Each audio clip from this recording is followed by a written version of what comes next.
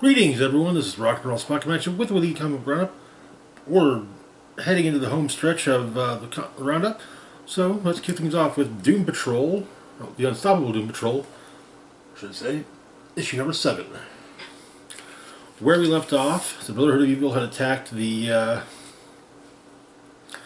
Doom Patrol's current base, and General Immortus had become bonded with the Candlemaker. So, who is the Candlemaker? The Candlemaker is basically the Fuhrer Armageddon granted sentience.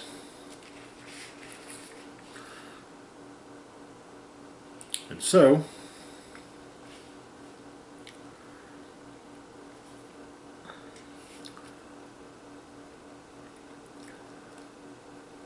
well, yeah.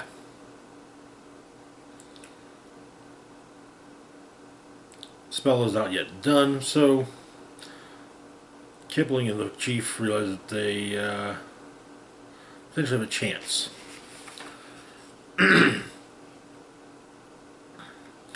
Robot Man calls the Chief for help. The Chief has an idea after they take out Quiz.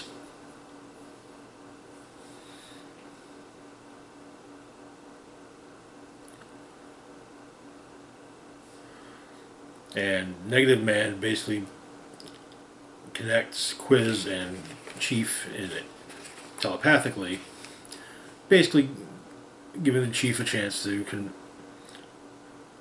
namely the Jane persona, to get some help. Also, Mento is being utilized. We find out that Quiz was trapped inside the painting. Had been trapped inside a painting, and General Mortis had all that remained of the painting.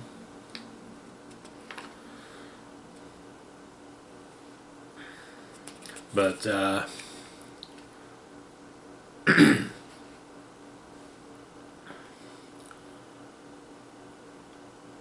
Quiz, Doom Patrol, and their trainees teleport out of the training room and take on Candlemaker. Candlemaker destroys the last piece of the painting that Quiz was trapped in.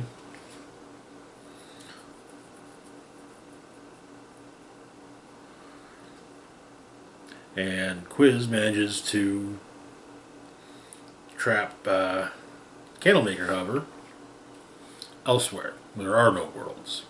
The bleed. Everything's organic just fine. Warp and the Brotherhood had their memory of the Doom Patrol's current headquarters wiped, and Warp teleported them out. However, Peacemaker and his people show up with basically giant mechs, peace hammers.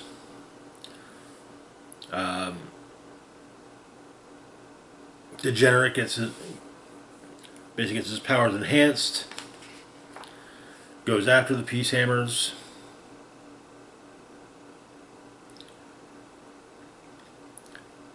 And by and large, all's well that ends well.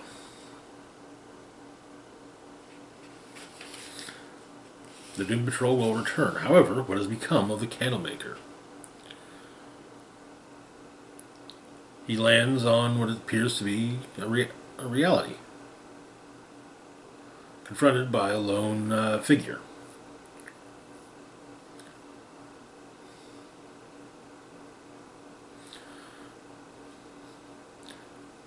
He's apparently on a street, became a world and thought it was a god.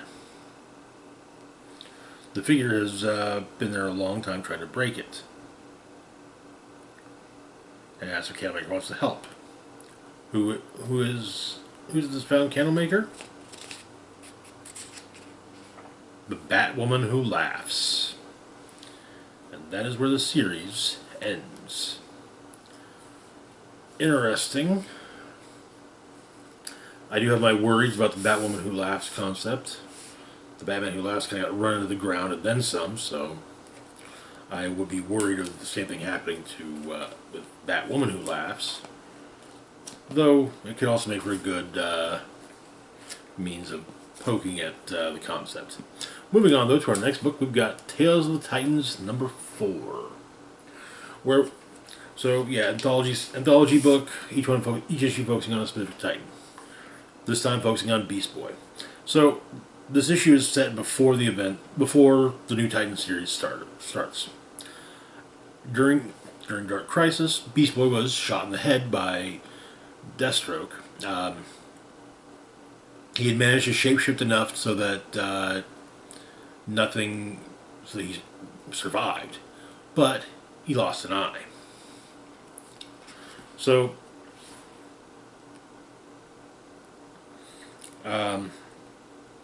Beast Boy and Raven have a place near Portland, and Beast Boy's having hallucinations of himself with a hole in his head, where his eye should be, and of Deathstroke. But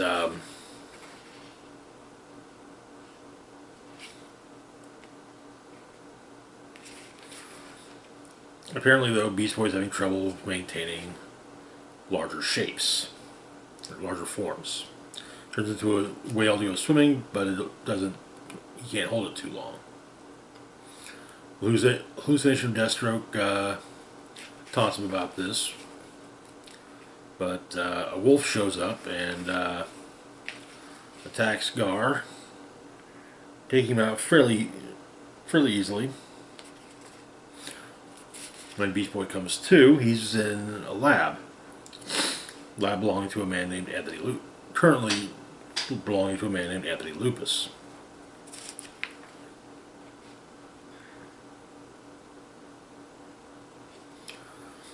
He's going to be a werewolf, former Olympic athlete, went to see a scientist about headaches, unleashed the resistance lycanthropy, and then exploited it. Fought Batman a bit. He brought back from Alaska so that he could save his niece from leukemia. Apparently, Beast Boy tries to keep track of his fellow shapeshifters.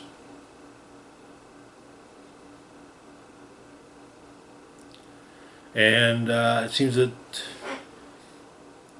Lupus thinks he may be able to make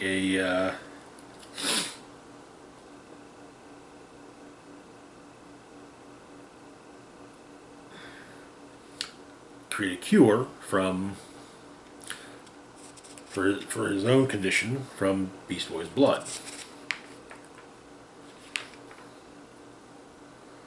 Hits Beast Boy with a sedative. Can't use his powers, and it's also mixed with hallucinogens, so he's hallucinating Deathstroke as well as his adoptive father, who saw him just as basically nothing, a little more than a wallet. But Slade taunts him, asking if Beast Boy thinks that Raven knows about his eye being healed, and he says, "Yeah, she probably does."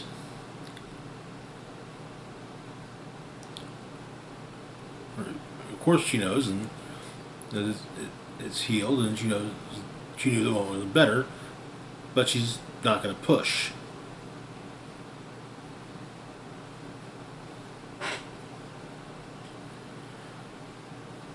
Lupus comes back from his hunt in full wolf form, saying he'd like to be Beast Boy's friend. Apparently, Lupus killed his niece in his werewolf form, and so he's gotten hooked on the idea of curing himself. But he makes a serum, drinks it, then takes his wolf form. Apparently, the wolf form was the wolf side was manipulating Lupus the whole time in the hopes of being eternally in control at the forefront.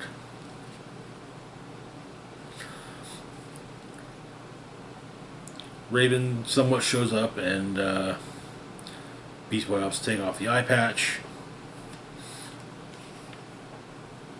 tracks down Lupus, and the two of them fight as werewolves. Beast Boy wins.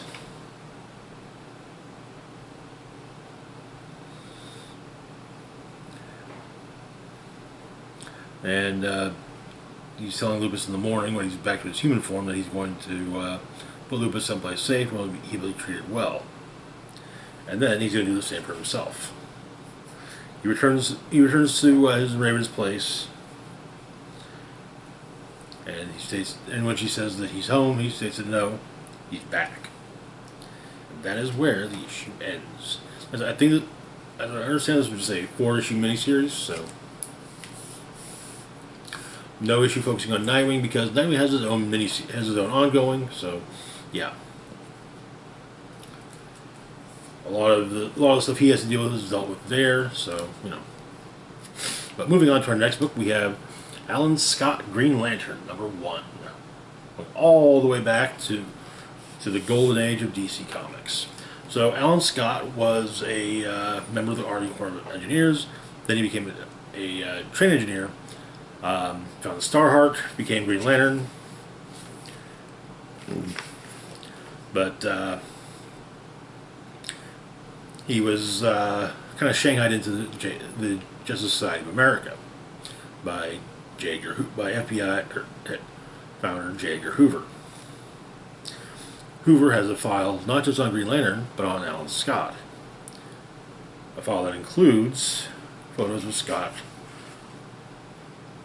embracing a man back in 1936. Recently, Alan Scott was outed as a comic book character. He came out after years of not being portrayed as completely heterosexual, except for during the New 52. But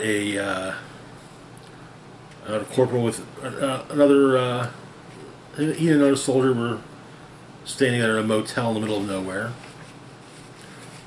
before shipping off, basically looking for something known as the Crimson Flame, ever-burning flame that even burns underwater.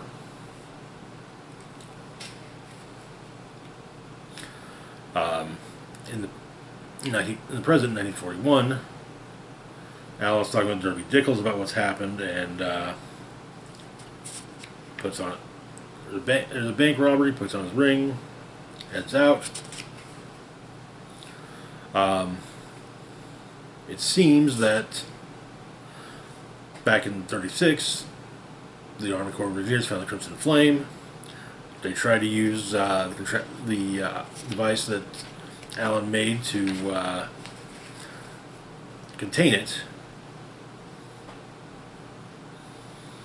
When Green Lantern arrives at the bank that was being robbed, police welcome him back, though he just got there. There's a strange red flame in the air and in the sky, which Alan goes to investigate. One could almost call it crimson.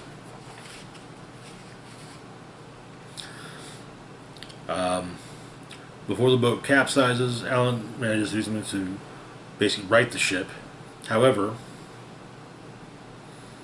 his fellow soldier that he was in love with is taken by the flame and seemingly pulled overboard.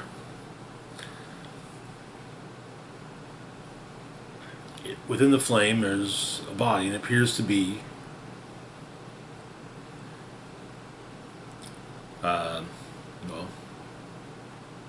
Alan's love. Jay Garrick, Flash, points out, though, that the froth around his mouth implies drowning, but he has secondary burns, and wonders, how does one drown and burn at the same time? And it turns out that the journal that around this that was apparently a point where Alan Scott returned to Gotham and checked himself into Arkham for conversion therapy. That is where the issue ends. Interesting first issue. I always, in the brief time since DC had stated that yes, the primary Alan Scott from the DC universe is gay, I always just assumed that he just hid it. Just knew it was he said no that because of societal norms of 30s, 40s, 50s, so on and so forth. And they only recently decided to be honest with himself and everyone else about himself. But apparently he underwent conversion therapy, and that probably likely also contributed. Moving on, though, to our next book, we've got Batman Beyond Neo-Gothic, number 4. Where we left off, Batman and Kyle the Catboy had ventured into the Tomb of Owls, where they found the how to put this? The fungal remnants of the Court of Owls, who unleashed a fungal recreation of Batman, and Kyle and Batman opted to go deeper into underneath Gotham. Each of them face different versions of their memories, such as when Terry learned about his father's death, as well as when Kyle lost his mentor, John Constantine.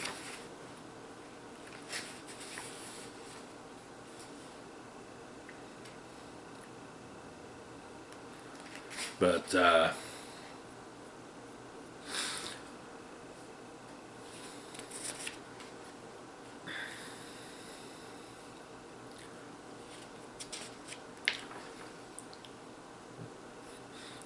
Terry sees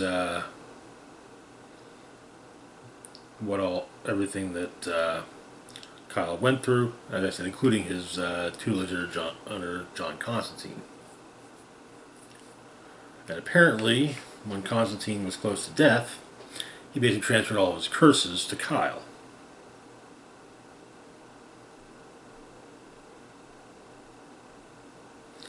As well as magic. John sees it as a fair trade.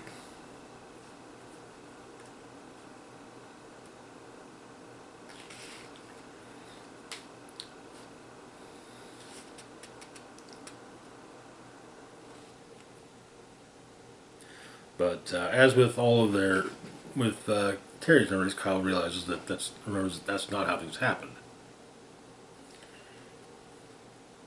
Terry manages to help Kyle snap out of it.